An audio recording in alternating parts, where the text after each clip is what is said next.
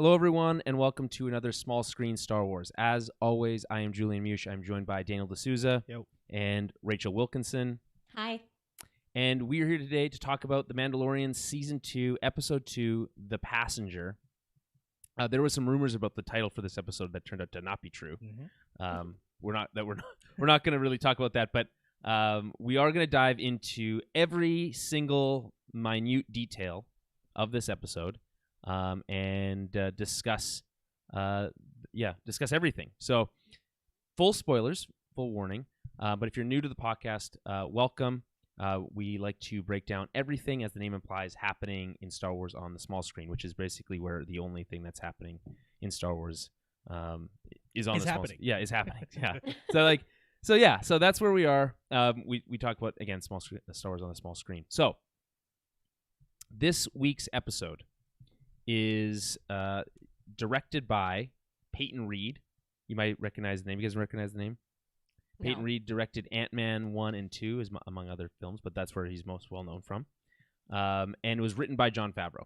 So, and it's called The Passenger. It's Chapter 10. We don't use episodes because the movies use the episodes, right. So we have to use chapters. And that's where we are.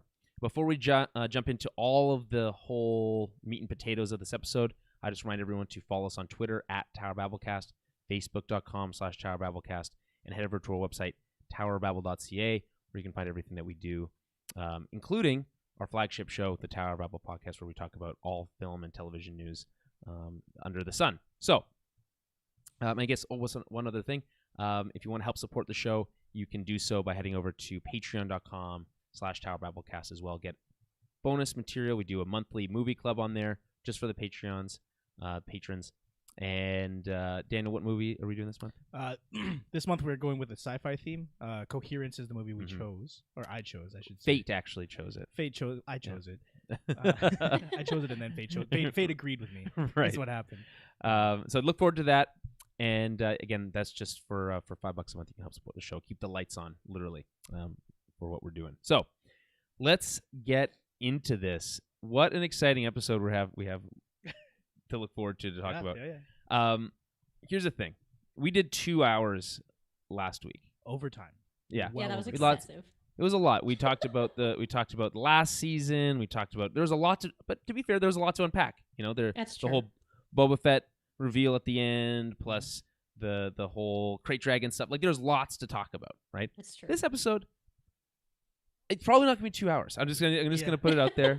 It's probably not going to be 2 hours long, and instead, we're just going to try to find every minute detail we can talk about. There's things to hear. I have a couple, I don't know how many pages, 6 pages of notes, which is probably about half as many as I had for last week's episode. Sounds still excessive. It still sounds like a lot. How do you have 6 pages of notes for this episode? I'll insane. I'll tell you. Want to know how many I have? It's a big fat 0. What, you took 0 notes? Well, no, it's all in my brain.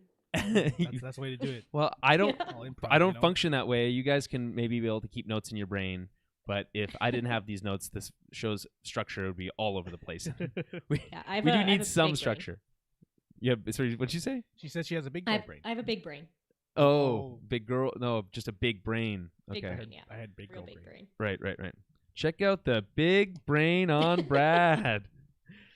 Okay, so this episode starts, like I said, I didn't say this, but it does start on Tatooine, and again, directed by Peyton Reed, written by Jon Favreau. It's 42 minutes long, which is still longer than most of the episodes were from last season, but definitely shorter than last week.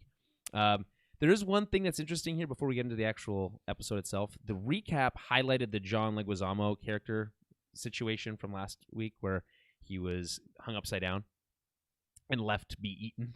It's so dark.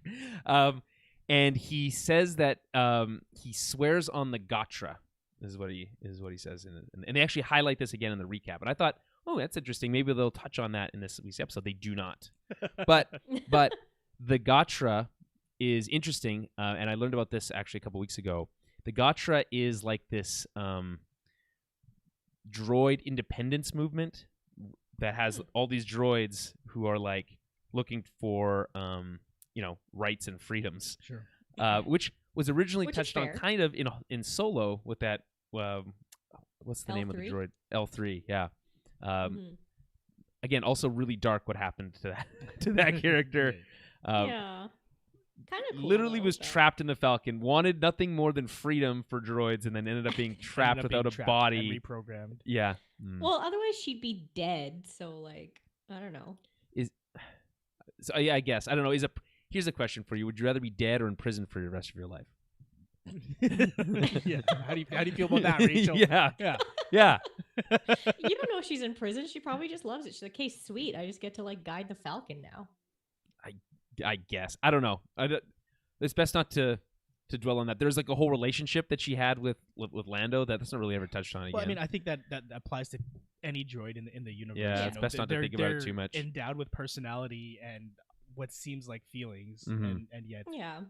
they're very much mistreated. Right. Well, it's even like how the cantinas go from like not allowing droids even in them, and then now they have droid bartenders. Yeah. Mm. Oh, here's a fun little tidbit about droid bartenders. The droid bartender in the cantina in Tatooine is the same droid bartender from Jabba's palace Oh. from the previous movies. So reprogrammed, put to work at the actual cantina where they weren't allowed before. Yeah. Okay, so I don't know if they'll get to touching on the Gotra and like this like what the whole deal with that is in the series at all. Yeah. But interesting that they came up at all, and it's weird that they highlighted it in the recap. Okay, so episode starts on Tatooine. Mando's riding his speeder bike back to Mos Eisley. He's got his big slab of meat that he's carrying with him, plus all of Fett's armor and all the other spoils of war that he got. But he's ambushed by 3 bounty hunters who are looking to grab the child, Baby Yoda. They use basically the oldest trick in the book. A taut rope that they use to throw him off the bike. And you know what? Honestly, it makes sense. It makes sense. I mean, if it works for the Roadrunner or for Wile E. Coyote, I guess. I literally I said, why didn't they just not paint a tunnel on a cliffside wall? There are a couple times in this episode where it evoked Looney Tunes imagery to me. Right. Yeah. I think on purpose. I think they were clearly going for like physical humor, especially when the Jawa like thing falls from the sky. Yeah. We'll get to that. You'd think by now he would like put a helmet on Baby Yoda when he's on the speeder bikes. He goes flying I like know. through the air, just Yeah. wah, like crazy. I mean, lots of things, like the whole thing goes flying, and I Yeah. really do like the shot where he like recovers with the jetpack. Yeah, that's nice. I like that, Mhm. but like all the parts being thrown like past him is like a cool little touch as well. So everything goes flying, including Baby Yoda. Mando pulls off a sweet recovery using his jetpack, but is immediately ambushed by the bounty hunters. One even gets in a headshot, legit shot in the head. Kill shot, yeah. Yeah. But he's got his armor, no dent. So makes me wonder about the integrity of Fett's armor. Well, this guy's blaster wasn't as powerful or something like that. right, Yeah. You can explain that away. So there's a blink and you'll miss it moment, but the Jawa looks. By the way, here's a question: is that a Jawa? It sounded like a Jawa. It acted like a Jawa. It's about the right size. Yeah, But he's just we've- not wearing like stupid robes. We've just never has a seen different outfit. Jawas, and he also didn't have the glowing red eyes, But he had something over his face. right? Yeah, he had I'm, goggles. I'm presuming it was a Jawa. Like maybe they broke away from the cult, and this is a Jawa Yeah, that he's just became a a bounty little- hunter. But I don't know if I don't know if the Jawas are in a cult, Daniel. I consider they're wearing robes all the time. Everyone in Star Wars wears robes. Jedi cult. Right. That's fair enough. I mean, that's a good touche, I guess. But I don't know. There's debate amongst the Star Wars community about whether or not it's a Jawa. I think it is especially because he was so willing to bargain for like Yeah. scraps and stuff. I don't know. To me, he sounded exactly like one. Like his little, I don't know, Jawa voice where But they he just- wasn't- I don't know. He wasn't speaking Jawanese or whatever it's called. He actually speaks Huttese instead, which makes sense for Tatooine. In some degree. Okay, interesting. So anyway, this blink and you miss it moment, the Jawa looking, I will just call him the Jawa, tries to shoot Baby Yoda, like literally tries to pull a gun on Baby Yoda, and Mando shoots the blaster out of his hand. And then this Jawa limps back to get this bigger blaster, this like blaster rifle, which presume is probably not his blaster rifle because he can't carry it properly. Yeah. But so I paused it. I looked it up. I couldn't get an answer, but it looks like, and you'll be interested in this, Rachel. It looks like a modified DLT 19D blaster rifle, which is the specialist default weapon for the First Order in Battlefront 2. So the timeline works out. Yeah, there you go. That's a real deep cut reference if you want that. Very much so. Yes. Yeah. In fact, you can, Dan, if you want. Yeah, no, I see. His show notes included a link. There's a link to the Battlefront wiki, and then so you can see the actual image here. So again, looks like a modified like sniper rifle, because a blaster rifle. I for one did not pause it or try to dissect what it was. Me I neither. assumed it was Mandalorian's like crazy big rifle, but I guess it wasn't. No, it wasn't. It was not. Mm. But also, this is what you come to this program for. You guys are welcome. Mm-hmm. You're welcome. This is why I don't take notes, because I know yours are going to be so in depth. You know what? That's the classic. Listen, I would do the laundry, but I know you do it better. So I just figured you would want to do it. Exactly. That's not a good excuse. That's never worked in the history. I'm gonna Google what kind of gun a maybe Jawa picked up. They're not guns. They're blasters. Michelle. God. Rachel. Sorry. Blasters. Get your facts straight, okay? Anyway, so Mando grabs the rifle with his like grapple thing, and this is kind of dumb. He uses it to knock out both of the hunters. Like he pulls it and it like hits them both in the head. It would just hurt. It would definitely not knock them out. And I think they were wearing helmets. At least one of them was wearing a helmet. The other one looked like he had like an armored like bony face. Right. I don't know. It's one of those things that they do in action movies when the main character is obviously a badass, and they let them do stuff that is almost superpowers but not quite. Right. And it just conveniently knocks the enemies out. Yeah, I don't know. I try not to like think about that stuff too much, but I think it is look a little silly. Like they could have easily just had him pull the weapon out and him knock out the other two. Yeah. But whatever. So after he knocks them out, there's a brief hostage situation. And because the Jawa used that time to grab Baby Yoda and put a knife. Yeah, just a regular knife, not a vibroblade, just a regular knife to Baby Yoda's throat. And I think everyone took a big gasp when, not Baby Yoda, Maybe that was just me. No, it's fair. So someone Mando holding a knife to a baby is pretty shocking. So. Dramatic. Yeah, I mean it's a 50-year-old baby, but still. Yeah. Mando offers to make a deal. Basically, I love this. He basically says, if you hurt the kid, there's nowhere in the world you can hide from me. I will hunt you down and destroy you. Which is, I think reasonable threat here, right? So he says, hey, don't hurt the kid. You can have anything from the pile of junk that my speeder bike was, right? The camera does this weird flash to Fett's helmet really quickly, just for an instant. I guess the idea is like, oh, maybe that's good. Yeah, what if he takes that? Yeah. The Jawa likes Mando's jetpack, though, so he gives it to him. He takes it off, the little magnet thing, takes it off, gives it to him, sets it down. And then the Jawa runs off with it. Baby Yoda runs back to Mando, and that might be the cutest moment in the entire episode. Yes, it is pretty cute. What do you mean? Yes, I know. Yes, I know. You felt it, but you just don't want to. You want to admit that you felt emotions or feelings. It was a cute moment. It was really from cute. Baby Yoda going, pick me up. I feel like his little baby noises were like exceptionally cute this episode. I watched it with the subtitles on, and it's often referred to as cooing. Yeah, it's lots of coos. Mm-hmm. Yeah. I watch it with the subtitles on the second watch. When I watch it the second time, same. I turn the subtitles on. I don't know why I don't like subtitles on when I'm watching stuff regularly. I find it distracting. It can be too distracting sometimes. But I mean, like, if it's like a foreign film, obviously different situation. Sometimes you don't have a choice. Yeah, but ideally, you want to be able to take in the visuals of the show without being distracted by the text. I think that's why you're going that way. So Mando uses his wrist controls to control the jetpack, and he like lifts off the Jawa, lifts off.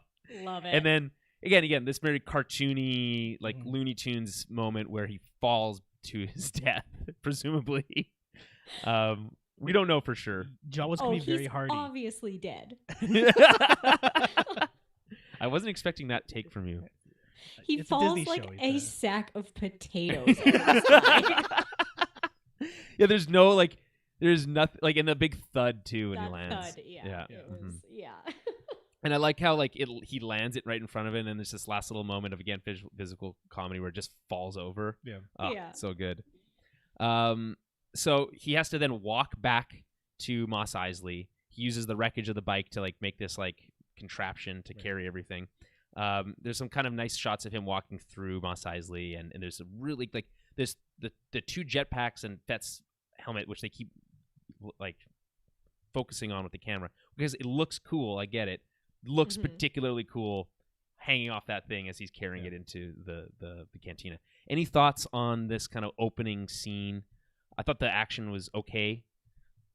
Yeah, the action was okay. It just serves as a reminder that and it's kind of like a callback to season 1 that there's always bounty hunters after him. You know, that kind of happened interspersed throughout the first season. He would just randomly encounter a team of bounty hunters. So it's cool. It's just a reminder that there is something else going on.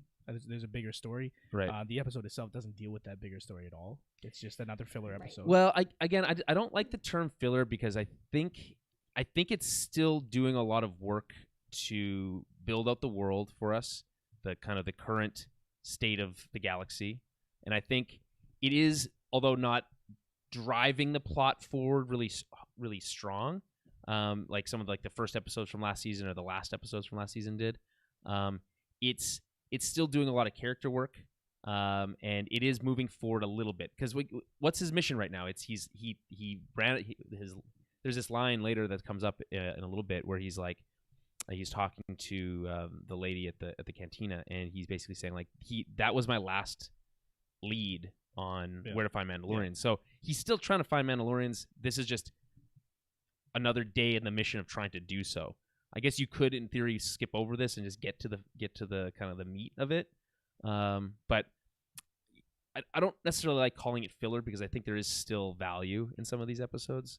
Like we wouldn't call the non-serialized like Star Trek shows filler episodes, right? Those are all non-serialized, right? Mostly. The entire show was. Right. So we wouldn't call, but not this entire show hasn't been. Well, I mean, that's not true, actually. Last season was half of it was quote-unquote non. It was still technically serialized, but not in the traditional. So the entirety of the show hasn't been that way. That's why it's jarring, is that there was a linear story that was being told, and that it hasn't been touched on at all. Like, I'm fully, on board with believing that The Mandalorian doesn't have any leads, and so it's going to be a bit slow going. But at the same time, his enemies, Gideon and all, they have to be doing something, and obviously that's happening in the background. It's just you want, especially at the beginning of the season, a little bit of that story to give you some momentum throughout the season, right? If it comes in episode 5, that now we're dealing with the larger story, I don't know. It feels kind of like a waste of the first few episodes, honestly.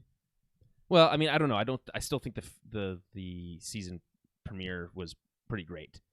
This is I think a step down, and we'll save our kind of final thoughts to the end. But there's moments in this episode that I liked. It's certainly not my favorite from the series, but I just want to I think that this show is clearly said or is saying that it's not going to follow the traditional serialized television model, and that they've been saying that from the season 1, and that I think we just need to kind of accept that and not criticize it for not being what we want it to be.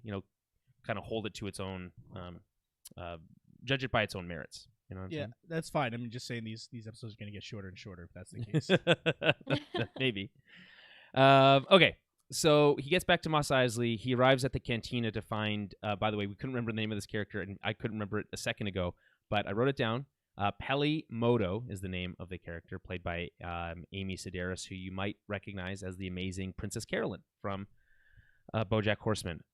She's super good as Princess Carolyn in that show. Like that whole BoJack is great across the board, but she's a particularly great part of it, and her performances have always been good. People seem to have a mixed reaction to her character in The Mandalorian, but I think it's fine. Yeah, it's fine. Yeah, I like her character. Mm-hmm. It's more than fine. I agree. Yeah. You know what? Fine is not. You're right. It is more than fine. I actually I enjoy her presence. Yeah, I have no issues with her at all. Like I don't She know. brings I a little just bit of take care her. humanity to the show. I think. It's Yeah, nice. exactly. Mm-hmm. She was basically the only human in this episode. Right? Right? Yeah, that's a good Yeah. point. That's one of the things that makes it a little hard to care about the frog lady. Well, I guess because it's like, yeah, that's fair. So she's playing a game of sabacc. This is the traditional like poker-esque card game we've seen in many forms. Spelt wrong. There's 2 A's, no K. Okay, well, I just wrote it however it sounded to me. And by the way, this isn't a written episode, so we didn't have to call that out. It's still crazy that sabacc is still the game. Like that's from the Old Republic days. That for thousands of years, sabacc has been. Well, poker's been around for a long time. Yeah, and so is chess, I suppose. Right. But thousands of years over that many generations. You would And maybe it's expect. evolved a little bit over time. I don't know. But to be fair, most of the technology hasn't evolved over thousands of years. So, you know, but that's a whole other podcast. Okay, so she's playing a game of sabacc against an ant-like alien. By the way, this ant is the ant from Ant-Man. It's the same prop character thing that they used, like the giant ant. I was curious about that. Yeah. So I was like, that's Mhm. exactly what it looks like. It is. They changed the Yeah. eye color a little bit. I Yeah. think, but it's. Listen, I don't know this for sure, but like, come on, it's definitely. Do you think so? Well, I mean, they have the Ant-Man director. Do you think that's like on purpose? Yeah, he likes Yeah. to. Yeah, Yeah. he's kind of been that kind of quirky guy. He likes to like do a callback to his other stuff. That's fine. I'm fine with it. Yeah. Yeah, the Ant-Man director put an ant in there. Sure. Ant named Dr. Mandibles. I thought that was just, yeah, I was like, I don't think that's his name.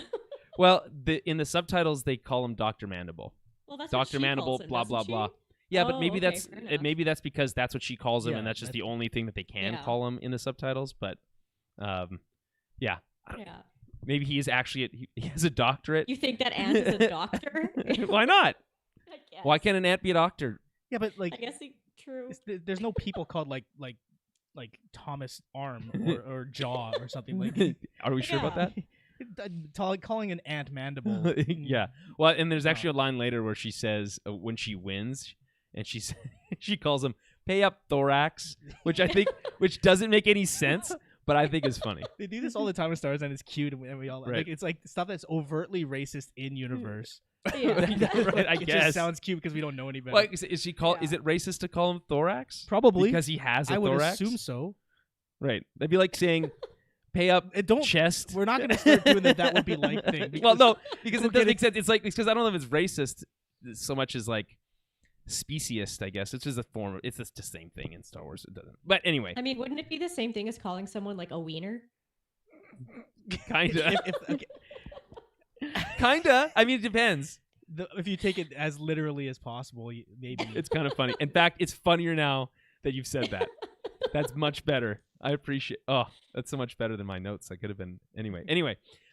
So, she's like, she sees like the Mandalorian armor. She's basically like, you've been searching for Mandalorians this whole time, and you finally find one, and you kill him, which I think is like a fun because he's again always killing stuff, so makes sense.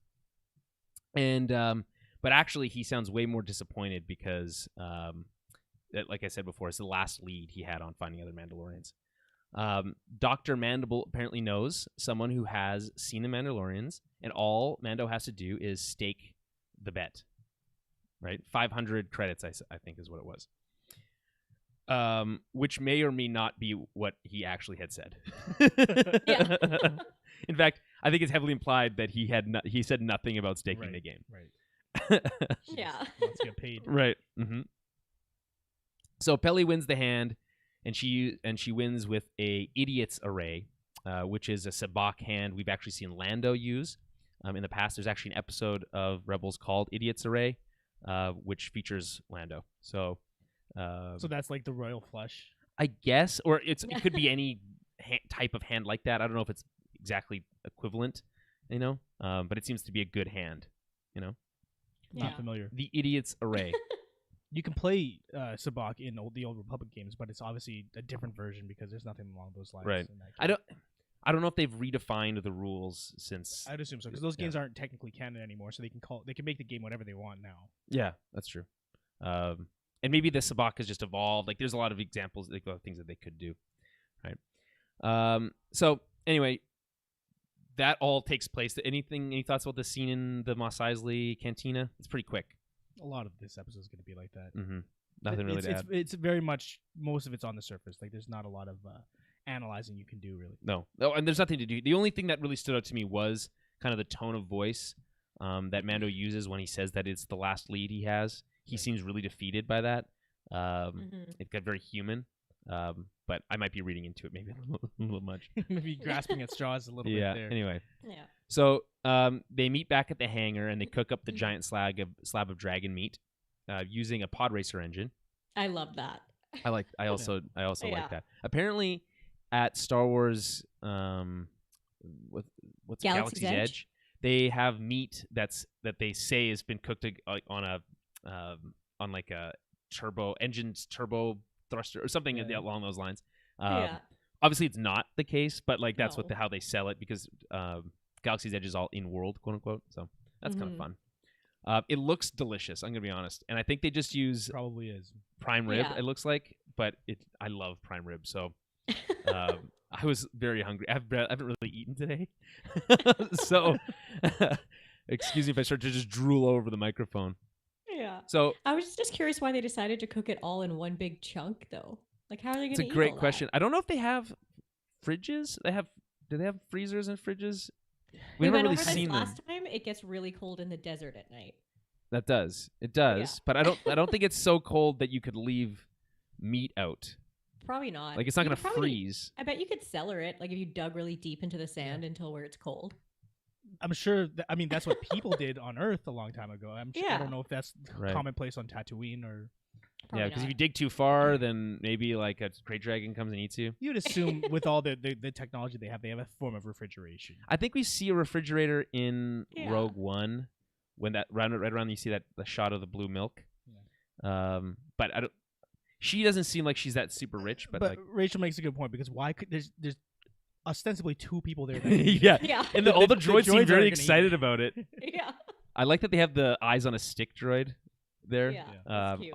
Always a fan favorite, eyes on a stick, which is similar to the lips on a stick, which is the name of the, singer. not the actual name of the singer, but the fan name of that singer from Jabba's Return Palace. of the Jedi. Yeah. Who got a complete like redo in the remastered version, a lesser version, you could argue. Okay, so there's like more details to this whole deal. So Peli reveals what the actual kind of deal is. So apparently there is a Mandalorian covert in this same sector that they're in.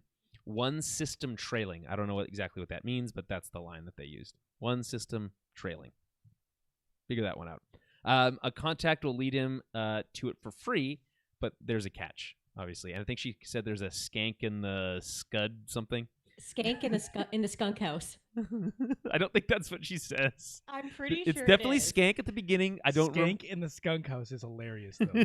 I want to implement that in my day-to-day life. What about the I don't know what sometimes the two suns shine on a womp rat's I'm tail? googling it. Yeah. Skank in the skunk house. I don't think it's skunk just- house. it It's like just sounds Skidworks or like something like that. Either way, it's gibberish. They've been good with that this season so far. Like the colloquialisms. Sure. It's a hard word to say. Idioms. I think that's the easier way of saying that. Okay, so he has to take this passenger to a system nearby at sublight speed. He's not allowed to jump to hyperspace.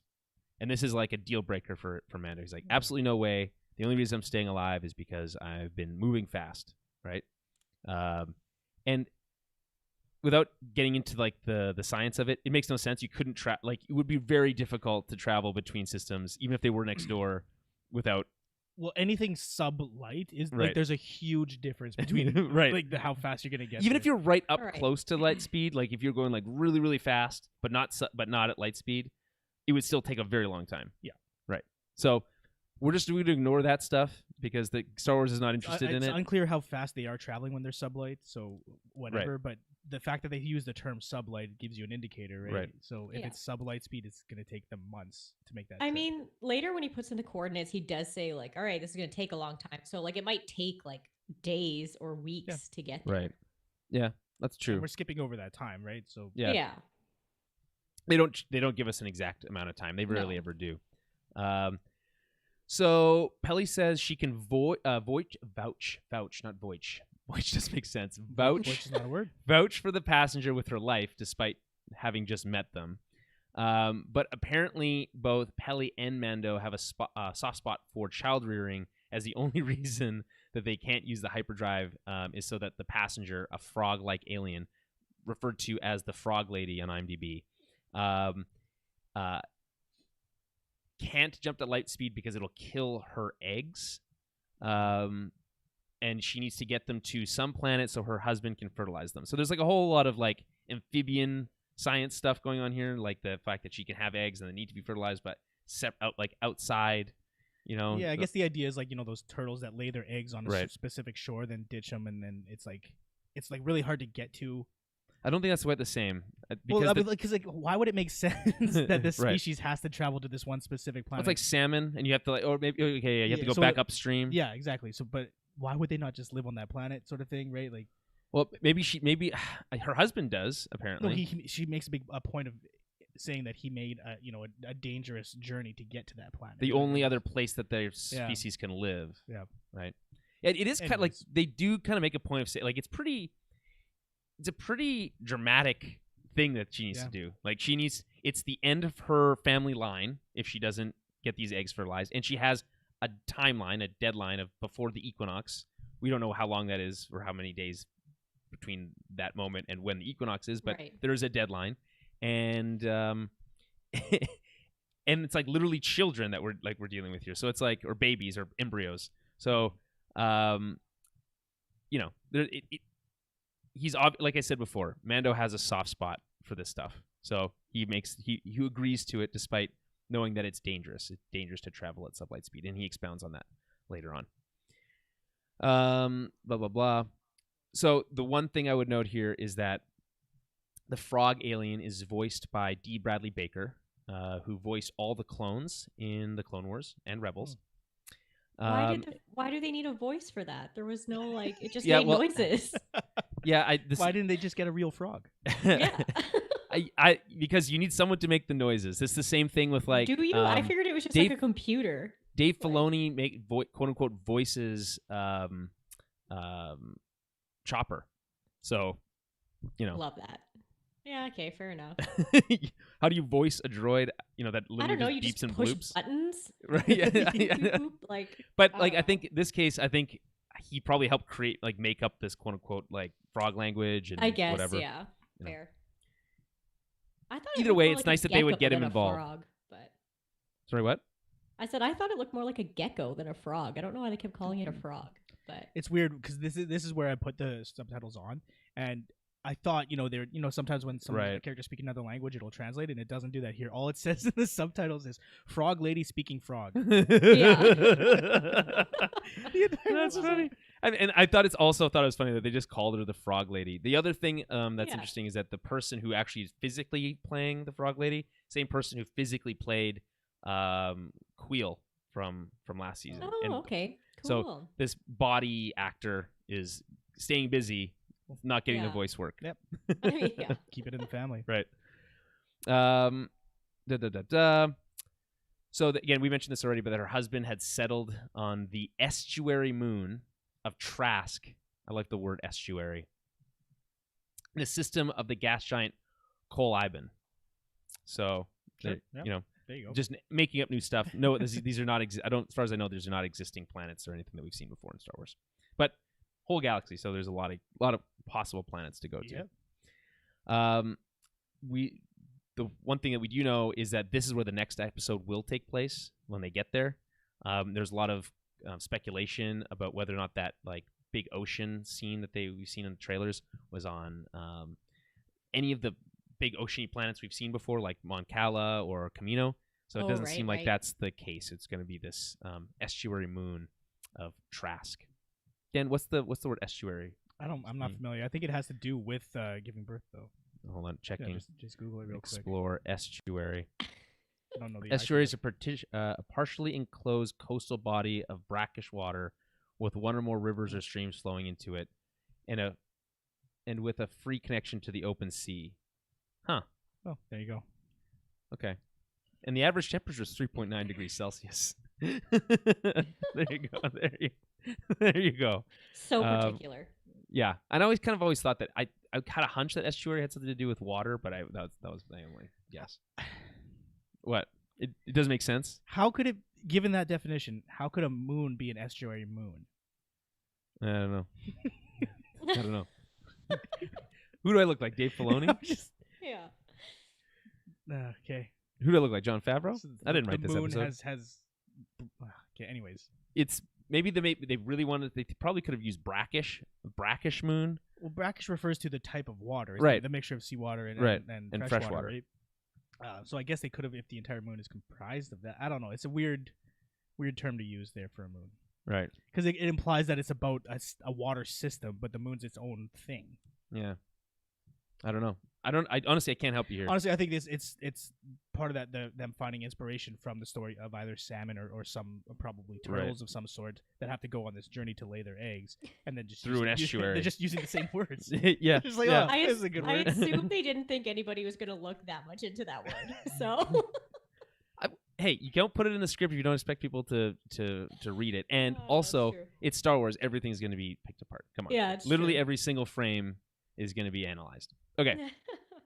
So, they agree to go on this trip. There's a moment where Baby Yoda looks longingly at the canister of eggs that the frog lady has, to this like whimsical musical cue that makes this whole moment seem very like light and like fluffy, which is in stark contrast to how the rest of the episode will actually go. Right. Right. Okay. Anything to say about this Tatooine stuff before we move on? Rachel? Yeah, I don't know. Just to talk about the very last thing there, when Baby Yoda's like up against the yeah. egg container, and it looks like they're floating towards him. Like, I thought that was really like, I was like, oh, that's cute. Like, he like senses like a life force in them, but then it gets not like that. But then after, he but- eats. He eats it. Yeah. I was like, oh, look at him using his like force powers and like feeling like a life force of something. But Mm-hmm. Well, they Yeah. do play the deep bassy sound that you hear Yeah. with the Force often. It does play for just a brief second when he puts his hand up to the container. yeah, So like there is something going. Like he has some connection there. There's some dumb theory about him like protecting the eggs by like swallowing them, but that's not what's happening. My sister. No, Oh my god! absolutely I not. didn't realize that this is a widespread thing, because my Right. sister sent me something along those lines, and I completely dismissed it Mhm. as Yeah. garbage. But her idea was that, and it was based on this toy that Toys R Us is selling, and it's a Baby Yoda doll, but it comes with these frogs. And I guess the way the toy is built, it's like when you eat the frog, it's not about him digesting it; it's about him protecting it and like saving it for later.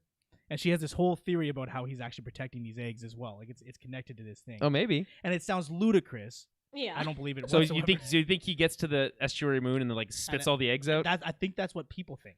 I That's not what I I don't think. think that's not how the episode is really playing it though. There was that No. one brief moment with the Force, so there's like I guess like that's the hook that you can hook into that. And Because if you're why good, that moment? yeah, That's a fair question. Why that Right. moment at all? because otherwise the rest of the time it's played for laughs, right? So like just is like every that- other time he eats something. he's eating frogs. Like, there's other times where he's eating like amphibian full- creatures. So is he full just keeping frogs. those? Yeah, he's keeping I those think safe that's too. the idea. I don't know. I don't agree with it. I don't but- like so. Yeah. If that toy is like that's stupid because it's either not the same thing that the show is doing because Yeah. the show has not made an attempt to show us that that Baby Yoda is not eating it, instead he's saving them for later. But like this idea that like we need to protect kids from the idea that animals eat other animals doesn't make any sense. Like I don't like Well, I don't know about that, but that's neither here nor there. We don't need to. I don't know. I it's like if Baby Yoda eats a frog, that's not to me that's not the end of the world. You know, No, like it's it's not not. like character assassination in my opinion. Not at all. I'm not offended by it at all. Yeah. If anything, it's keeping with his character, because all last season he was eating random animals all the Yeah. time. Yeah. It would annoy me if like Disney was like trying to like make it seem like Baby Yoda was in fact a vegetarian, but it was like it's like it doesn't make any sense. Like you'd have to do like mental gymnastics and like all this like dumb story work to try to make that make sense, Yeah. and it doesn't need to exist.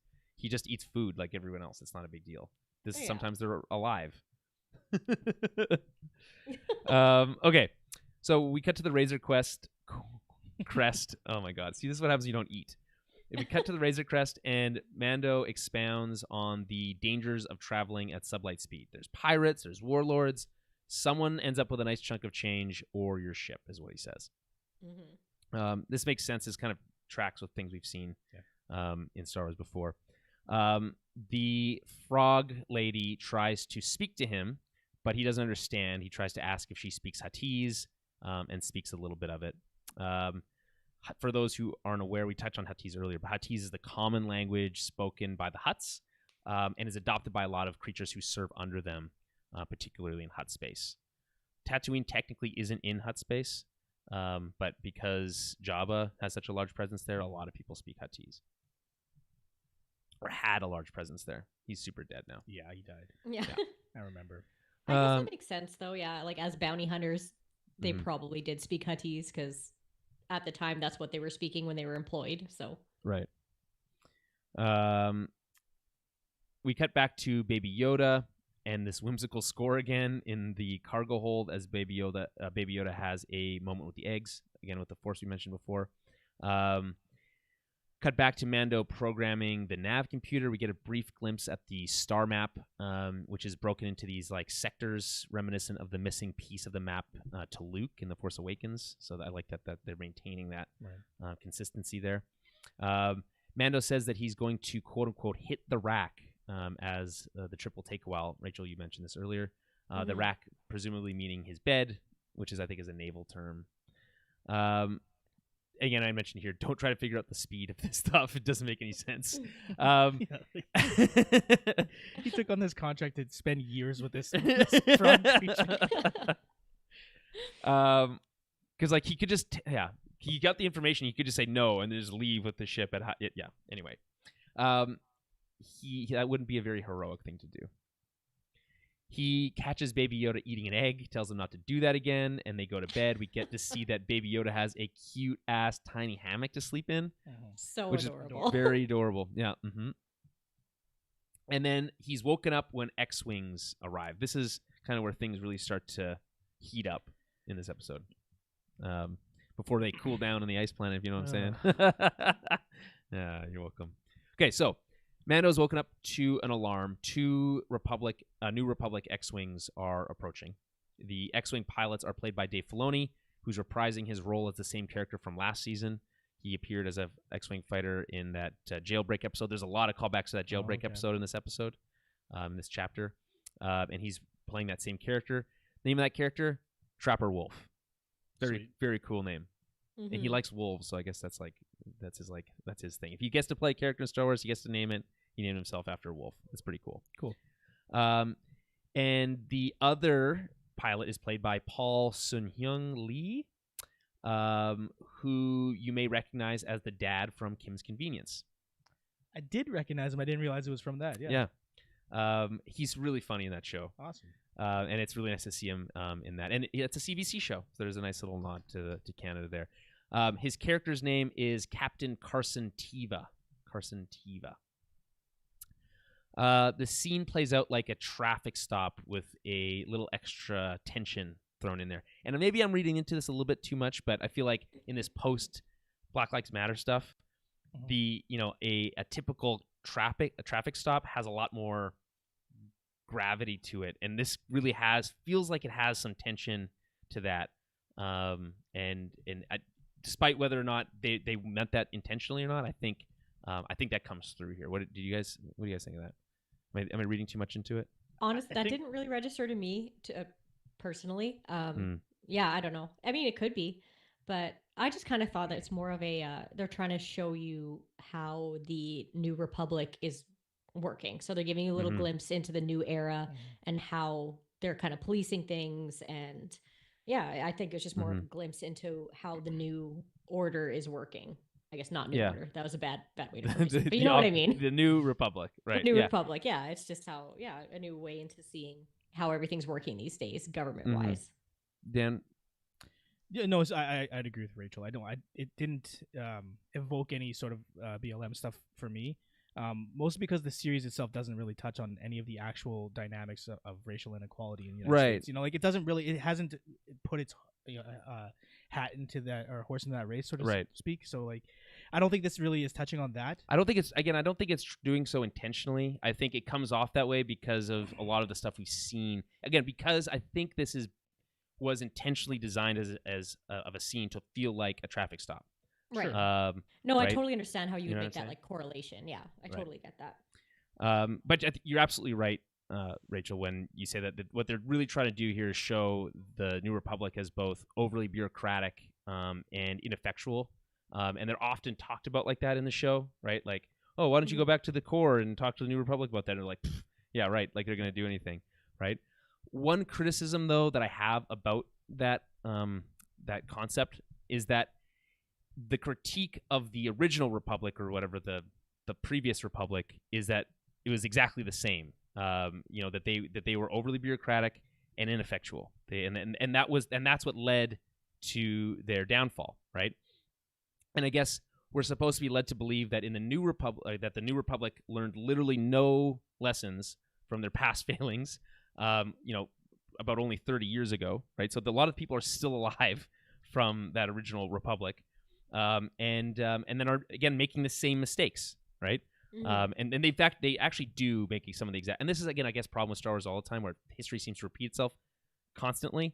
But like they demilitarize almost immediately, right? Which, in a world where, hey, we've been at war for whatever, how long, it would be nice if there wasn't a military around, or a military, industrial complex that we need to feed, right? So they demilitarize right away, and that's what opens them up to destruction by the New Order. So, and we see that happen in The Force Awakens when the entire New Republic is destroyed in one scene.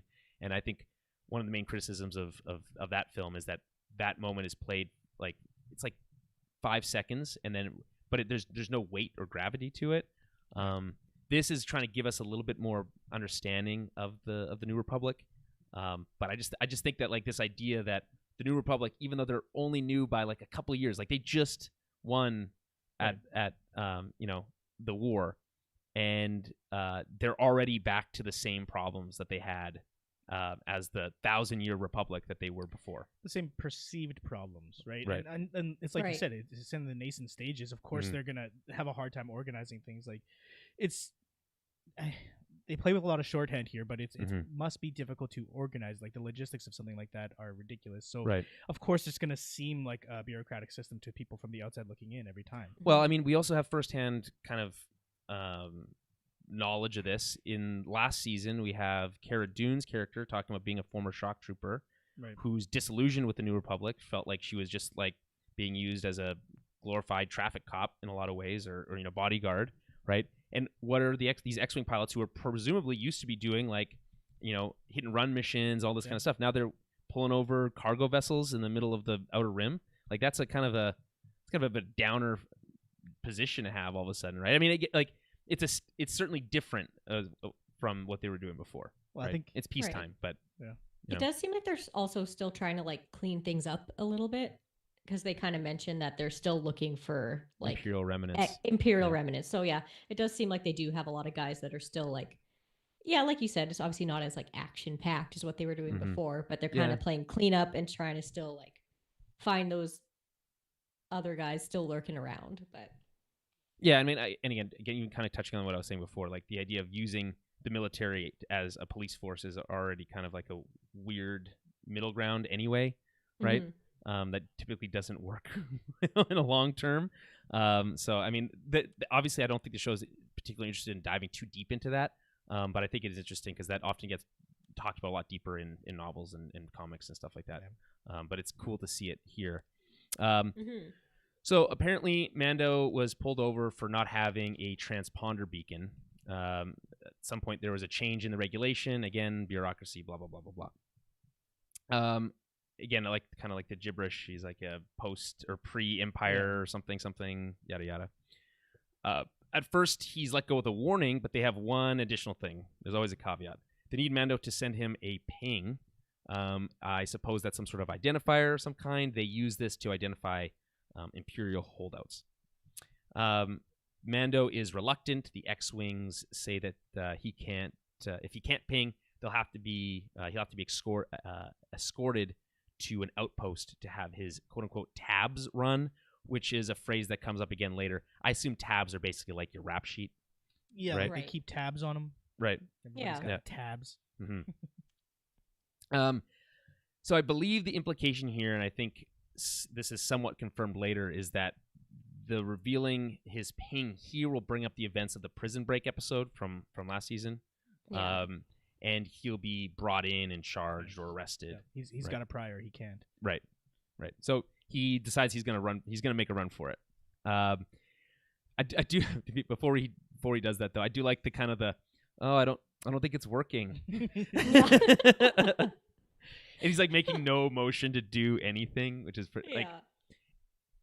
And we rarely get, and again, this is kind of maybe my favorite part of this episode is the X-Wing stuff, but like we rarely get to see X-Wings from this perspective, like someone else's cockpit looking out at them, and then when they lock the S-foils, it's like we know exactly what that means. That's the coolest part of the episode. Yeah. When they switch to attack position. Right, lock your S-foils in attack position, right? Yeah. And we know right away that that's like, oh shit, like they're taking this seriously, right? And I think most people probably in the galaxy, if they know of X-Wings, they know what that means, right?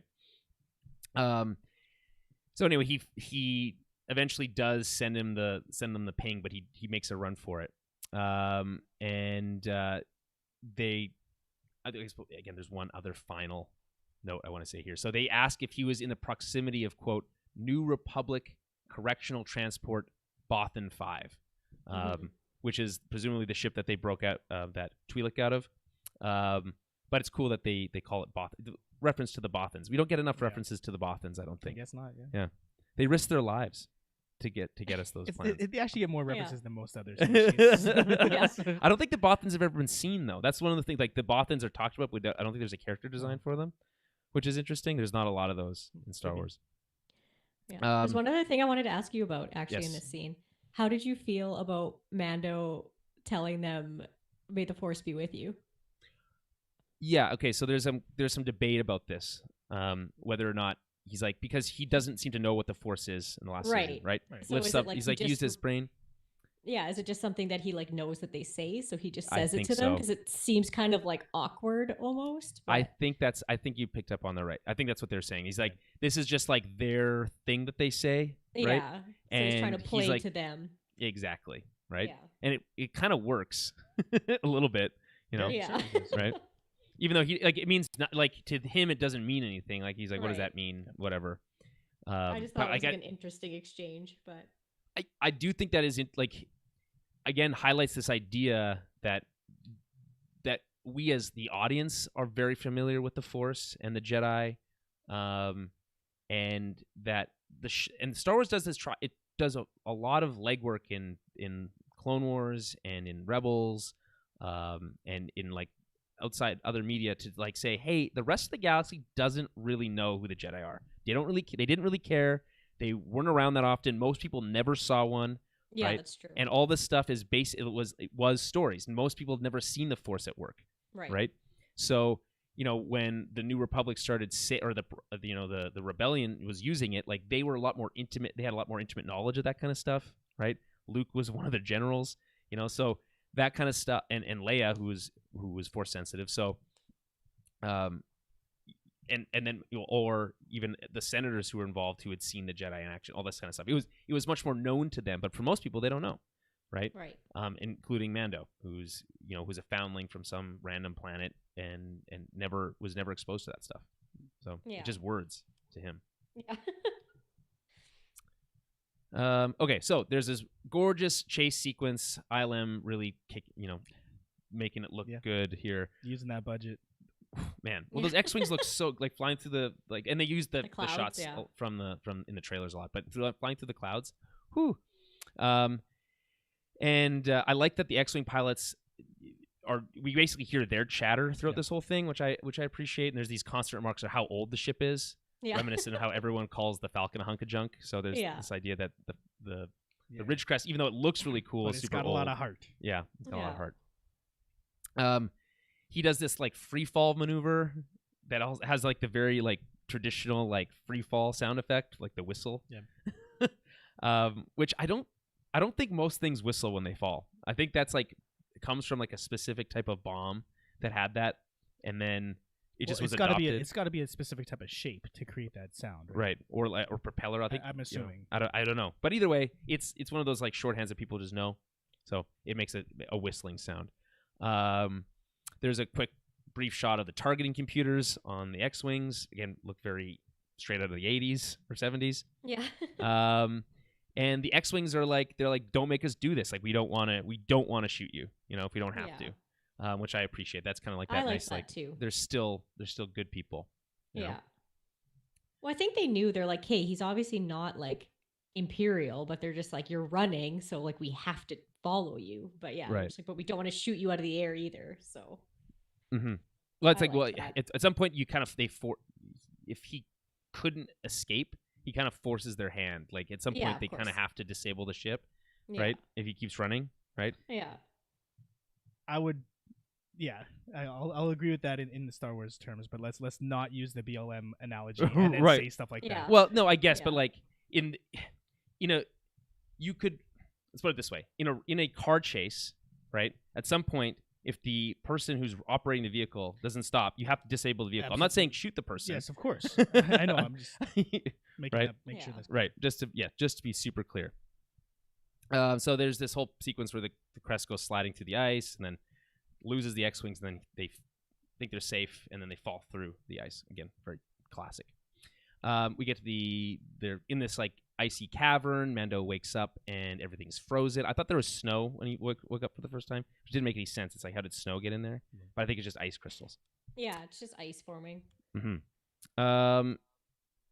The frog lady is freezing. She's cold-blooded, presumably, which I think is again just like this quick little nice touch that she's basically freezing to death in the ice. He tries to help right away. Mando the hero. He goes to find her eggs and get blankets for her. Blankets wouldn't help a cold-blooded creature, but They that's wouldn't? neither here nor there. No, they wouldn't. Why wouldn't a blanket help? Wouldn't that like warm up the skin and like No, everything? Or No, because what's warming it up? I don't know. The reason blankets work for us is our body warms the air. because if their blood is Oh. cold, it's not giving off any heat. There's nothing for the blanket. All to kick right. in. Well, Right. I just learned some probably grade 8 biology. Well, there's nothing wrong with learning new things, okay? Yeah. So don't put blankets on geckos. Got it. Well, I mean, not if you want to keep them warm. yeah. If you want to make Fair. them look super If cute. you want them to be cuddly and snuggly, for yeah, sure. yeah, right. Tuck them in Yeah. at night. Oh but dear. But if you really want them to be warm, turn on Yeah. a heat lamp. Fair. We see that there's a massive hole in the side of the ship, and we find Baby Yoda eating the eggs at the back of the cargo hold again. Apparently, the main power isn't working, and he's worried that it'll get colder at night, and he plans on waiting till the morning to reassess their situation, which seems like a bad idea, because if it gets too cold at night and they freeze to death, and he didn't do anything because he wanted to take a nap, yeah, you're dead. Yeah. you're dead. But, and I can't imagine that armor was particularly insulating, but, what But do I know? it is magic armor, so who knows, right? Yeah, that's true. Yeah. It's not magic, Daniel. It just presents as magic. well, it's like what's Wolverine's claws made of? Adamantium. Adamantium? It's the adamantium of Star Wars. Yeah, of it's the a Star Wars special universe. metal. Yeah. Yeah. Okay. So Frog Lady reprograms the dead droid from, again, that same episode from first season. The name of the droid is Zero, for those who don't remember, and it's played by, once again, by Richard Ayoade, I think that's how you say it. Who's, I think, from Flight of the Conchords, amongst other things. And uses it as a translator. She says that she can't wait until morning and retells the story of her situation. We kind of just retread that a little bit. This time from her perspective. Apparently this random moon that they're trying to get to is the only place that's hospitable for their species, and she won't give up when she's this close to getting back to her husband. She basically uses the Mandalorian code thing to get him off his butt, kind of classic reverse psychology stuff on him. But, it works. The big sigh Yeah. grabs his toolbox and starts. Can't call yourself the Mandalorian if you don't want to do this kind of stuff. That's Yeah. right. I love that. It was such like a dad sigh. Like just Because he just wants gets to up, nap. gets his tools. He just yeah. wants to watch the game. just wants to- For the yeah, love of exactly. God, he works hard. yeah. And he gets out there and he's inspecting the ship, and it's in such rough condition. Like it's spewing some sort of like coolant out the side. Yeah. Ugh. This ship just gets no like rest. It's constantly being destroyed and rebuilt over and over and Yeah, over just- again. Beaten up all the time. It was literally disassembled at one point in the first season. Yeah. Okay. So we get to the hot springs. Springs is what I want right there. Springs. Baby Yoda tries to tell Mando something. There's a lot of squeaks and blip, blip, blips. And apparently, the frog lady went off into the caves. I like that. He like talks to Baby Yoda like he can answer. Like, where'd she go? like people talk to their dogs, right? Very much like a lassie. Someone's fallen in the well situation, kind of a little bit. What's that, boy? Was that someone's fallen in the well? Yeah. Right? Yeah. Any thoughts about this crash or the X-wing fight or anything till we get to the kind of the more terror stuff? I don't know if it's here or if it's later on, but it's the second point in this episode that felt very much like a Looney Tunes episode. There's a point where the ship, I think it's rising, so it maybe later like bursts through a section of the cave or cloud or whatever it is, ice, and it's the exact same shape as the ship. Like when Wile E. Coyote falls. Oh, really? And the hole he makes in the ground is the shape of Wile E. Coyote. I mean, when you fall into the snow, it makes the shape of the person that falls into the snow, right? Not everything's snow, but yeah. Right, yeah, that's true. But it is an ice planet, so there is snow. But good observation, Dan. That's what I did. You really, good work. So she traces, or he traces her footsteps using that like visor signature setting where thing, he can yeah. like see their footsteps. I don't know how you can see a heat signature and a footprint in the snow, but you know. From a cold-blooded animal. Yeah. I didn't even think of that. That's a great point. Yeah. That shouldn't work. In fact, and they don't even need to do it because there's literal There's footprints in the snow. Like you don't even need to use that. Anyway, that's Yeah. fine. So he follows her into the caves, and she's lounging with her eggs in a hot spring. One thing that's interesting to me here is that I think the snow and the caves look really good. They do no foreshadowing of the spiders at all. There's no cobwebs. There's nothing, which I think is an interesting choice. I don't. Probably a mistake because later on there are cobwebs everywhere. Yeah. They clearly move quickly. These Right. things. It would have been. I probably would have tipped their hand a bit to have cobwebs, but there should have been some sort of hint. Yeah. And maybe it's worthwhile to rewatch it. I don't know. There isn't. There's no hints. Yeah. Okay. Anyway, so she's lounging in the hot spring. Mando starts gathering up the eggs again. Another kind of those like dad moments where he's like just frustrated. He's like, "Can you just stay in the goddamn ship? You know, stay in the car. I'm just getting gas." She needed to get warm. Right, and fair. That's fair. He did have heaters in the And keep the her ship little with it. eggs warm, so like I get it. I thought it was very cute though. They go in there and she's just lounging in like a hot tub with her eggs. He's like trying to fix the ship. Yeah, he's just like got a baby running around and the mom Yeah. just lounging. She's just like, "Fuck you guys!" Like, And so Mando starts gathering up the eggs, basically saying that at night's coming fast and he can't protect her when she's out in the caves. Mando tells Baby Yoda not to eat the eggs again, and I love that part. yeah, I love no. it. He's like, "No." These are not food. And then this whimsical music cue plays again, and that's when he notices these little nubs in the snow. Now, Baby Yoda peels them open and eats the gross Ugh. baby spider inside. It's so disgusting, and I think this is not a coincidence. These little eggs are clearly designed to look like the eggs from Alien. I think like Yeah. little mini versions of the eggs from Alien, Probably. and down to the inside looking green and disgusting. Because that's what goopy, people are yeah. gonna. Yeah. That's what people associate an alien egg with. I guess. Right, yeah. Like, Yeah. So although the egg might be reminiscent of the xenomorph design of the egg, but the actual spiders themselves are based off of a early Ralph McQuarrie drawing, who did all the concept work for Star Wars back in the 70s. And that's the same drawing that inspired the similar spider creatures. They're not apparently the same. Similar spider creatures from the episode of Rebels that was playing behind us. I think it's already on to the next one. But similar idea. The one thing that I would mention though is that the spider creatures in Rebels, was a story point, were resistant to the Force. They couldn't be very sensed. They one of Ezra's kind of abilities was to be able to kind of speak with, maybe, not directly talk to them, but in a metaphysical sense. With he's really good at like connecting with like other creatures. Right, that's the word I was looking for. Connect. Yeah. Yeah. I couldn't think of that word. Yeah, like especially animals and right. creatures. Yeah. Wild empathy, it's called in Dungeons and Dragons. Right. Then that's what it is. Wild empathy. I think that's what they call it in the show. They don't call it that. They should. They should. They should. But anyway, so they're like seemingly just like pure agents of chaos. These spider creatures, right?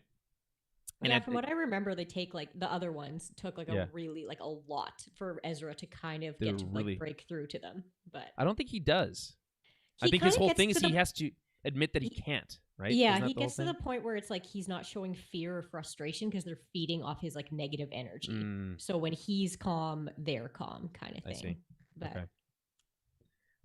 And they use like these weird like sonar beacons to like keep them at bay in Rebels. But I think it's interesting if these creatures are the same or similar.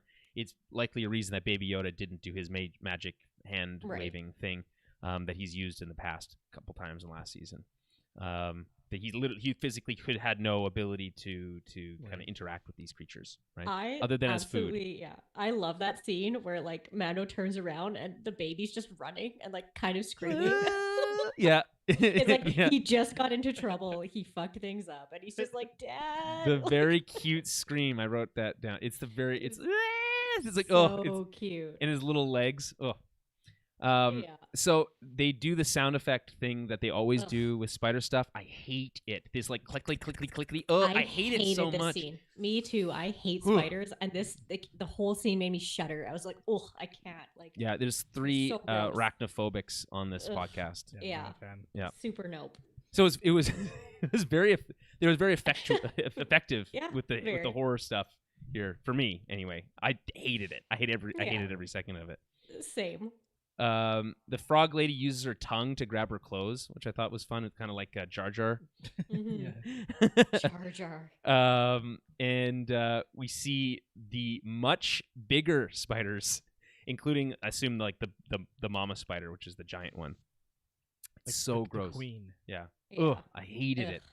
I like the ice effects they use as the spiders like over top. You kind of like see these kind of like reflections, but they're not direct. They're like all over the place, like prisms.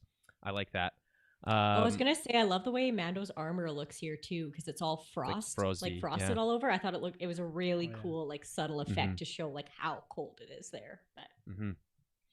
I think all the spider effects are good. For the record, I think all the effects in this episode are very, very good. I dislike how good they are because it's absolutely disgusting. I hate it. So much green goo. There's green goo everywhere. Frog lady runs like an actual frog for a bit. Yeah, that's pretty cool. Hippity hop. Yeah. Mando uses thermal detonators to slow the giant one. We'll call it the queen. We'll just call it the queen. It looks dead. Like it does this whole like slide faced into the camera thing. It looks dead. But the smaller ones keep coming. He uses his flamethrower. I like that it's like slow to start because it's cold out. Right. I like that. They get back to the ship and they try to get into the cockpit as like a safe space. But there's too many of them. They're piled up against the door and it's disgusting. Worst nightmare. Absolutely. Ugh, that is my worst nightmare, actually. Like, yeah, absolutely. For all of us here, and I think many listening. Ugh. Absolutely disgusting. If that were me, I would have just gave up. Like, no, I'm done. No, because then you let them crawl over you. Because then you die by spiders. Oh, no. Yeah, you have to keep fighting. You gotta fight to the end. Yeah, I'd rather freeze to death than die by spiders. Fair. Yeah. So the spiders actually start shooting webs. Now like maybe they only use webs when they're angry. Maybe that's why there's no webs around. What do they catch at the webs on a regular day? We don't know. We don't see the rest of the planet. There could be. It kind of looked like they like shot them out, so they're almost like to catch prey or to like catch things. It's more like Ugh. Gross. Yeah, so gross. Anyway, he uses the flamethrower to try to like close the door. Baby Yoda has like one on his head. Oh, I hated that. And he can't reach his own scalp. He can't reach it. It's so funny. And then someone, it doesn't say who, shoots the thing off his head. That's a pretty fucking ballsy shot at the head of a baby with a fucking blaster rifle. But I guess if you're a good shot, you're a good shot. Frog Lady's a crack shot. Yeah. And I just thought, like, man, that's dangerous. There's just so many other ways you could deal with that. That's how invested you are. You're really worried about the baby's well-being. Absolutely. That was too dangerous for Baby Yoda. That's too dangerous. He goes through a hard time. He has a rough day. He gets thrown off a speeder bike. Mm-hmm. He gets constantly yelled at for eating for being hungry. Well, I mean, if he would stop eating things he's not supposed to, then right. Are we meant to believe that by him eating that egg, that's what triggered this like attack? I mean, they weren't moving until he ate one. That's true. And she was just hanging out in the pool and nothing had happened. Mm-hmm. Probably, yeah. He killed one of their young. Disgusting. What else would have started it all? Yeah. Mm-hmm. Yeah. Okay. So he tries to start up the crest. The music swells again. It's very like, oh look, they're gonna succeed, and it looks like it's gonna work. But then that queen comes back and lands on top of the ship, and knocks it back down. Ugh, the giant one is. I hate the queen is super gross too. They're all gross. See, here's the thing with spiders for me. The bigger they are, the less gross they are. The bigger they are, at a certain point, the less gross they are. Like the giant ones don't bother me. Obviously, I would be afraid of it. The one as big as the queen. What are you talking bothers about? me less than the You're ones full that are of the size shit, of like a dog. sir. A spider the size of a dog is the scariest thing in the world. When they get bigger than that, it's like whatever. Of course, it's gonna kill me. I totally agree with that. It's like the medium-sized ones. Yeah. It's like the medium-sized ones are the gross. There's the medium-sized one that's like crawling up right behind him as he's crawling up that fucking ladder. That really grossed me out. Don't like those. Yeah. I don't like that they have eyes on their like sack in this. Yeah. Like, that's at least the biggest one would just me. eat you in one bite. So like the biggest one is I don't even know how to describe it, but like the medium-sized ones are scarier. I guess it's because they're quicker. The smaller ones are quicker, and less predictable. The speed stuff. A big one, like I'd rather get crushed by a giant spider than like slowly eaten by a bunch of little ones. Same. Yeah. I didn't even consider that. I think it's because their heads kind of look like octopus heads too, so they're just like extra creepy and gross. I hate everything about them. I hate everything about them. Yeah, they're gross. There needs to be a way, and I think we'll get there, in the near future with technology, where we can replace spiders, so we can stop using the excuse that they're good for the environment as an excuse to keep them alive. You know what I mean? We replace them with robot spiders. We're gonna replace them with robot spiders that are benign to humans, right? That get everything a spider does done, probably better than spiders do now, and then never have to deal. But spiders are food. If you replace them with robot spiders, it can't be food. We're just gonna do this for everything along the chain until we get to dogs, until we get to dogs and cats, and then we're cool. But birds eat spiders. We're gonna have robot birds. I'm willing to make that sacrifice. Hey, man, people already believe we have robot birds. People think that think that there's people like programming pigeons out there, and maybe they're amazing. But if that's the sacrifice to get rid of spiders, I'm willing to make that sacrifice. Okay. Yeah, all right, fair enough. Don't tell our roommate that. Big bird fan. Bird nerd. That's right. So. It looks like all is lost because the queen stabs its legs through the cockpit, and they're basically done for. But then we hear a bunch of blaster fire, and we're like, "Huh, what's going on?" Turns out that the X-wings were able to find them, and then without a transponder. And well, he did turn that little blinky thing on before he started the run, so maybe I don't know how that works, but. They find them in the cave. They flew in and shot the giant one with their X-wings. I think we hear the distinct like sound that the X-wings make, and then they have their little blasters and they're like shooting at the mini ones outside. So nice save there. Do you guys want me to read what Carson Teva says? Because there's a little bit of I think it's interesting. Sure. You go right ahead. He said. We ran the tabs on the Razor Crest. You have an arrest warrant for the abduction of prisoner X6911, which I presume is the Twi'lek from the prison break. However, onboard security records show that you apprehended 3 priority culprits from the wanted register, which I guess are the people he left behind in the cells. Yeah, in the cells. Yeah. Blah, blah, blah. Security records also show that you put your own life in harm's way to protect that of Lieutenant Davin from the New Republic Correctional Corps. Is this true? So again, just kind of calling back to this previous episode and how he didn't want to shoot the guy, right? Yeah, he tries to get in the middle and like de-escalate things. Right. I mean, that episode. I actually rewatched that episode recently. I really like it. I think they do some really interesting things with the character work, specifically with those quote unquote criminals. Bill Burr, his character, he just got this like chip on his shoulder as like an ex-Imperial. He gets really mad when there's this assumption that he was a stormtrooper. Right. And I thought that was great. This like it maybe oversimplified the stuff with like the muscle. What's his name? I can't remember his name. Anyway, the guy gets like crushed by a door. Yeah, the guy who gets crushed by a door. Right, just his horns get crushed by a door. But yeah, but I think that episode's actually it got a lot of Clancy Brown. Clancy Brown. Got a lot of flack for being like one of the first. Well, it's what's interesting about that episode is I remember last season what we said about it was that one felt out of place more than any of the others. That felt like it didn't belong in that season, and it actually feels like it has more of a place now because it is relevant to these episodes in this season. So, in retrospect, it makes much more sense. But still, that's one that was considered a filler episode. Yeah, as are these. It's like they could. These are episodes that they could have filmed and then just like they could put anywhere in any order.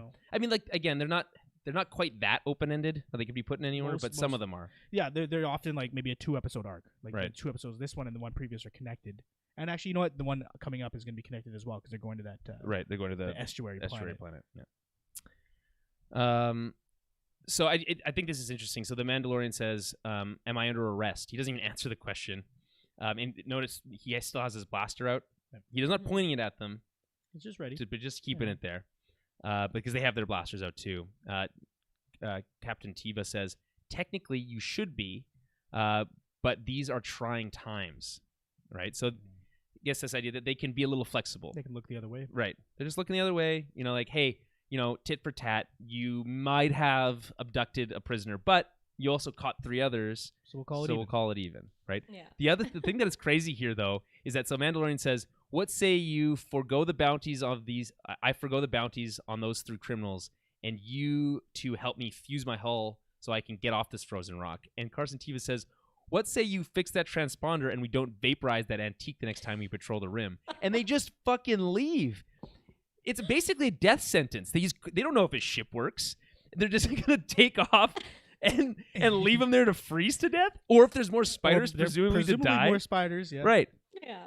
That's a pretty like it's the I'm not gonna kill you, but I don't have to save you kind of loophole. But yeah, it's a little shitty by those X-wing pilots. I'm just gonna say. Yeah, it sounded to me like they're just like, this is too much hassle. Like this whole encounter has just been like too much. Like we don't want to deal with this. You guys have no idea. Telling him, yeah, paperwork involved with something like that, with helping them out. Got to know there's gonna be paperwork involved. Yeah. Sorry, Rachel. I'm curious if they're saying like, when you say like you fix that transponder, are they telling him to just be like, go and just like do whatever, like make it right, even if it's not. You know what I mean? I think it's more of like hey, get that taillight fixed situation, so we don't have to pull you over again. Right? Yeah, because exactly. if he doesn't, then their hand is like forced. They can look the other way, but if he's not following the quote unquote rules, they're going to be forced to step in, even if they don't want to. But is he able to get like a transponder that tells them that he's like part of the Republic or whatever? But, yeah, absolutely. Yeah. He could. Oh, okay, fair enough. It sounded like just to glean from their conversation at the beginning of the episode. Yeah. It sounded like he could have had his transponder on and chose not to. For whatever reason, because it had Imperial signatures. Well, no, I think he had a pre-Imperial ship, and he's not required to carry a transponder, but he might have one. I think the idea is that it's like your license plate. Like you get it get your ship registered with the New Republic, and it's gonna have New Republic codes, right? Yeah. And if it was an Imperial ship, it probably can't be registered, right, with New Republic. So if they have Imperial codes, then they know that they're an Imperial remnant and they should be arrested, right? Right. I think that's the idea. That's fair. That's fair. So anyway, they just get left behind. They leave. They patch up the ship as best they can. I don't really know how they fix the cockpit because considering they have like massive holes in them, but I guess he's able to fix that in some way. And they have to cozy up, I think, as they say in the cockpit, because they can't pressurize anything else, and they're gonna limp to Trask, which is that estuary planet. Mm-hmm. And this is, I guess, what we're going to pick up next episode. We saw the ship just like mostly destroyed in the trailer for the season, with like its hangar door open and stuff, as it's like floating past a gas giant. Presumably, that's what's going to be the next episode, and he's going to get it fixed somewhere. And then that's it. Yeah. There is a quick joke Mando makes about dying in space. And then Baby Yoda eats an egg. Oh my God. And then they cut to black. And that's second, I thought, because like he turns, like Baby Yoda turns around and he sees, the frog lady, and she like grips her eggs, and the look on his face almost seemed like he felt bad. I was like, oh, he feels bad. I said that out loud, and then he ate another one. And then I think he's just hungry. Oh, okay. He's like, oh, he didn't feel bad. He doesn't feel bad. He's just hungry. He doesn't care. Okay, so that's the episode. Final thoughts. I like overall, I actually liked this one. Like, I know that like not a ton happened, and it didn't go into any of the big stuff we wanted, but I felt like it gave us a little bit into how things are running now, and a little more character development of like Baby Yoda and Mando and their interactions. I also like that like Baby Yoda just didn't save their asses again. Well, yeah, I mean, it's one of those where it's like, obviously, they can't just use that every single time. It would get old really fast. Yeah, exactly. Right. But I think it's interesting that they decided to do 2 giant monster episodes back to back. Like, I'm down for more giant monsters. Are you? I love giant monsters. Yeah. I think you should be excited for The Witcher season 2 then, I guess, on Netflix. I assume if there's giant monsters, I'm in. Did you watch the first season? I did watch the first season. I haven't seen. Yeah, I think that they're talking about more monsters for the second season, but yeah, I just think it's like, okay, we'll do the Krayt Dragon and then giant spider. It's like, is there a giant octopus in the next episode? I kind of hope there's a giant octopus in the episode. Yeah. Yeah. There's always a bigger fish. I think this episode will be largely considered forgettable down the road. Like this one more than any, I feel like it really does fit that mold of a filler episode. As much as it, like, I like to say that, and in fact, back to other filler episodes. That episode from last season when when he's like trying to settle down in that little town. Yeah, he saves the village. Where he saves the village. That's an actually way better episode. Like, you go rewatch it, it's actually pretty good, and it tells a full, complete story. There's a lot of character work there. Because that one, it's the character work. That was a lot about Mando as a character who we don't really know a lot about. For my thoughts on the episode, it feels like a filler episode to me, and it's tough because there's basically no narrative to the episode, right? It's just it's so confined to whatever's happening on that with that frog lady, essentially, right? So no larger narrative. It doesn't tie into the larger story. It's fine to do these once in a while, but for the first 2 episodes of the same season to be what we're going to use as what we're going to qualify as filler episodes is a bit frustrating. I'd rather I'm hoping for more out of episode 3, and looking at these 3 episodes as one larger episode maybe is the way to do it. It's like an arc. I think that's the way that they want you to experience this. It's just, don't start the goddamn season that way. Right, like I think you're right. I think the frustration lies in that, like, what is Gideon doing? Like, we would need, like, what's happening on Navarro? No, it's just it's the stakes, right? The stakes were so high in season 1 rather, right? And then now we as an audience understand where the stakes are at, but there's been no movement, no progression in terms of, the only thing that's been at stake is the main characters' lives, which as a main monster, monster of the week, which with a show like this, the main characters, although are threatened, they're not going to die from either the Krayt Dragon or, like, they're not going to. The premiere episode's not going to feature Mandalorian getting eaten and dying. You know what I mean? It's just it's like the stakes are inherently less, a little bit as high as they could be, and it's fun. Like, these are entertaining episodes, and I like the idea of sprinkling these in, but not at the top of the season, just because you want to carry people along through with that narrative. Also, forgot what I was going to say about. Go ahead. I think I felt like I was on a good. You had it. It was right there. I think there's, if we're looking silver lining here, what's the best case scenario? That we get kind of this early stuff out of the way, and that the back half of the season is really momentum driving to the season finale. But that's gonna make it feel too rushed. I'm imagining at the end of the season, maybe I feel like it's all happening bang bang bang bang bang, and you want it to be stretched out a bit. And I think I remember what I was gonna say. For a show where you never see the main character's face, you never get to see him emote. You only get to hear it. For this episode to have nobody who is humanized really to an effective degree. Yeah. There's a frog lady and a guy with a helmet and a baby Yoda and a bunch of spiders and an ant character. Yeah. right. So it's really hard to for an audience to take it seriously and be as invested into the show when those dynamics are in place. Mm-hmm. For them to apply those dynamics as well as no narrative cohesive structure, I think is a mistake, because it makes the show, for me, it's just like a popcorn flick now. It's just like, okay, Mandalorian fighting giant spiders, but there's not a lot to really care about. So it could have been just a half hour of any episode of any TV show, really. Yeah, I mean, I that being said, I think the other way of looking at that is the fact that they have no human faces really to look at, except for Amy Sedaris. Anyway, basically, she's the only human face we see the whole episode. I think there is still, if you do a really good job of telling a story despite that, which is typically what people rely on in filmmaking, right? The people's face, their eyes, how they're emoting. It's all done through, like you said, through sound or through through physical movement, and I think that's actually pretty impressive that they're able to actually tell that whole story, especially with the fact that they didn't even let the frog lady speak basic. Right. There's like a whole sequence of her having to translate her language using the droid. I think that's commendable, but it's certainly more challenging than maybe they needed to make it on themselves. Commendable, maybe not. Challenging, certainly, and it leaves the entire episode with a sort of lost in translation feeling, though, right? Like, yeah, we as an audience are keeping track because it's a very simple structured story, but it's just you have nothing, like I said earlier, you have nothing to invest into, so I can't really. Well, other than the well-being of the characters, which I said does not create high stakes. And the only characters you already care about are Mando and Baby Yoda, and the stuff that you care about with regards to those characters is not featured within this episode. Yeah, it's true.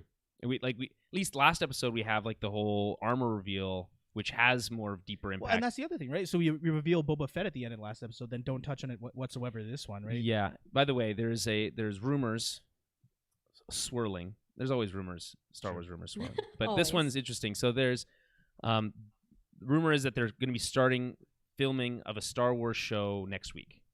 That it could be either season 3 of The Mandalorian, which we know is already in pre-production, or it's a spin-off show. And then we do know that there's been some rumors about potential spin-off shows from The Mandalorian. A Boba Fett spin-off is a possibility. And you know what? I guess everyone said that the script for that Boba Fett movie that is not going to get made was really, really good. And if they maybe took some of those ideas and applied them to maybe a 1 or 2 season miniseries, that'd be pretty cool. And they have said that they want to focus more on streaming than anything else right now, right? So creating content for Disney Plus is where they're focusing. Star Wars is really the only reason I pay for Disney Plus. So yeah, same. Yeah. I mean, I have watched. Would it not be anything about the Kenobi series though? That could be. No, the Kenobi series is presumably not starting filming until next year. Okay. He did go although there was news that Ewan McGregor went to go get fitted for his robes. Ooh. And he was like, "Yep, the brown robes were there," and it instantly took me back. Yeah. These oversized robes still fit. Yeah. Yeah. But I don't know if he's growing out his beard yet or not. But if he isn't, he probably will be soon, right? What if Obi-Wan's just clean shaven for the entire series and grows a beard right at the end? That would be weird. Ewan McGregor is very fun. I think he's a great actor and he tells really fun stories. There's a story of how he almost ran a guy over with his car once. It was the guy's he didn't do it on purpose. The guy ran out in front of his car, and then he said that he's like, "Oh my God, it's Obi-Wan Kenobi," because he had the beard, and he thought that was pretty funny. Imagine almost getting run over by Obi-Wan Kenobi. I would love to get run over by Obi-Wan Kenobi. So disgusting. This is a kids show. How dare you? I didn't. Yeah, I meant it both ways. So. But yeah. Rachel, any final thoughts on this episode? Yeah, I mean, I totally get it that it's a filler episode, and obviously we want a little bit more, especially this early. I did appreciate them bringing back in at the very beginning like bounty hunters coming after Baby Yoda, which we haven't seen in a little while. So I did appreciate them like reminding us, like, oh yeah, like they're still hunting for him. There's still guys that are after him. So yeah, I appreciated that. And I don't know. Other than that, I really enjoyed it. I thought everything looked really good. Always, yeah. And the spiders were super creepy, and I'm probably gonna have nightmares. Yeah, so, I mean, I think they good job. Like I think the spider stuff was very effective from a horror standpoint. I think they really leaned into that. I mean, I don't really feel like I got a lot of Peyton Reed vibes out of this episode, despite the fact that he kind of stepped in as a kind of a quote unquote guest director here. Other than the fact that they used like bugs in this episode heavily.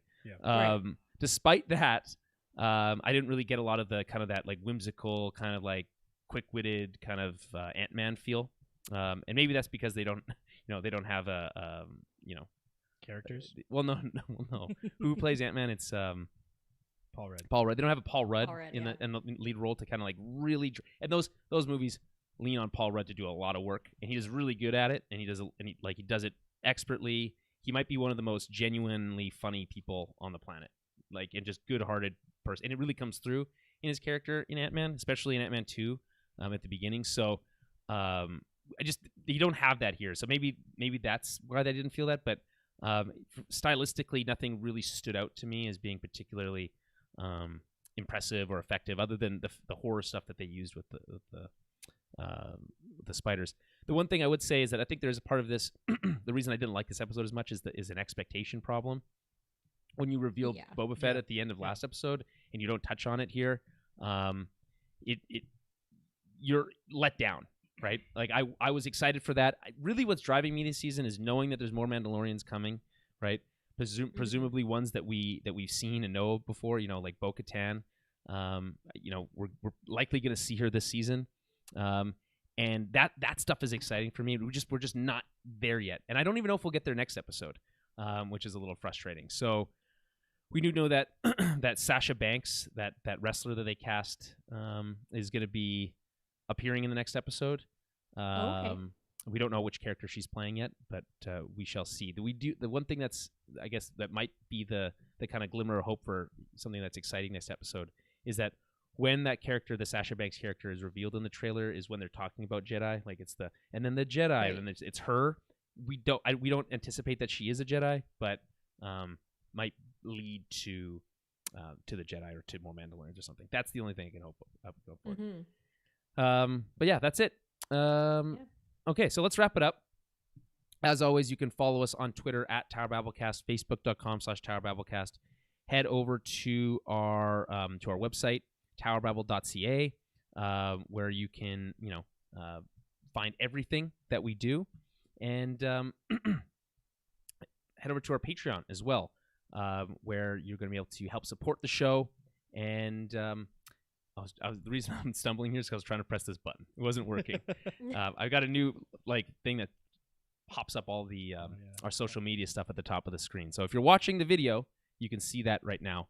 But you can also watch live as we record these on Twitch, YouTube, and Periscope, the Twitter kind of streaming thing. So again, the best way to keep track of what we're doing is on Twitter at Tower Babblecast. And if you want to help support the show, we really appreciate it at Tower Babblecast on Patreon. So we will be back next week with more Star Wars, as you'd expect, as long as the Mandalorian's back next week. And we'll talk to you then.